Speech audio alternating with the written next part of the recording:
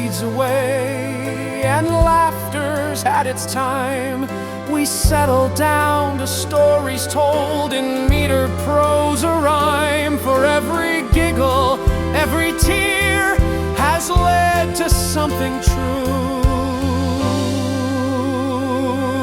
It's a chronicle of dreams that grow ironical, with twists and turns and lessons learned and tales that make your spirit burn. One heart, one mind, one soul to share.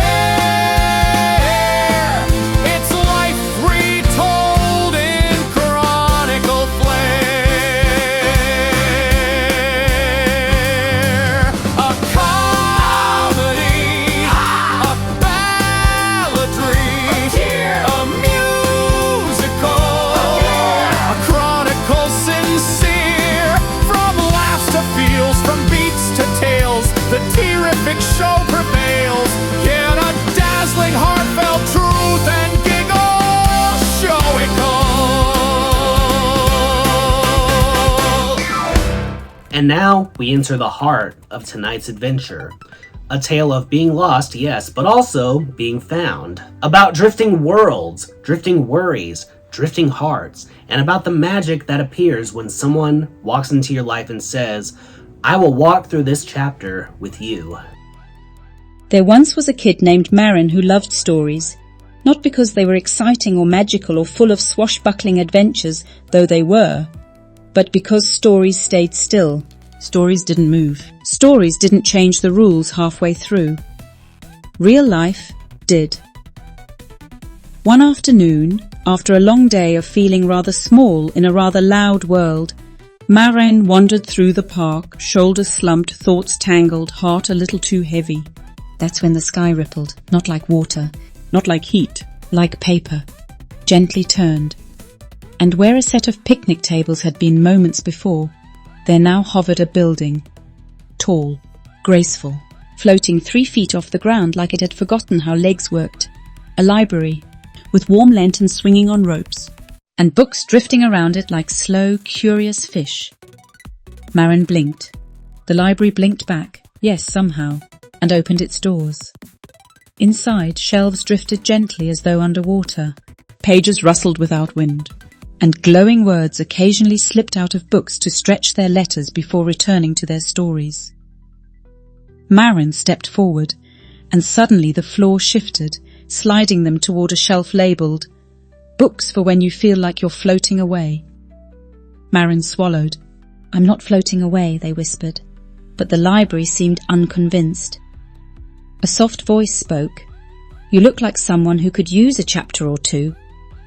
Marin turned. A librarian stood beside them, not old, not young, with eyes like deep ink and clothes that moved like pages turning. I don't know what I need," Marin admitted. "Good," said the librarian. "That means you're ready to find it." The first book Marin opened sent them tumbling into a desert of golden dunes, but the librarian held their hand, steadying them, guiding them back. The second unfolded into a storm, loud, wild, until the librarian whispered a line of poetry and the storm folded itself back into its chapter. The third book simply hummed. What is this one?" Marin asked. "A story about friendship," the librarian said. "One where the characters stay beside each other, even when one is afraid." Marin's eyes blurred. "I don't want to be a burden." "Ah," the librarian replied gently. "Then you need this one most of all." Together they read. Together they travelled.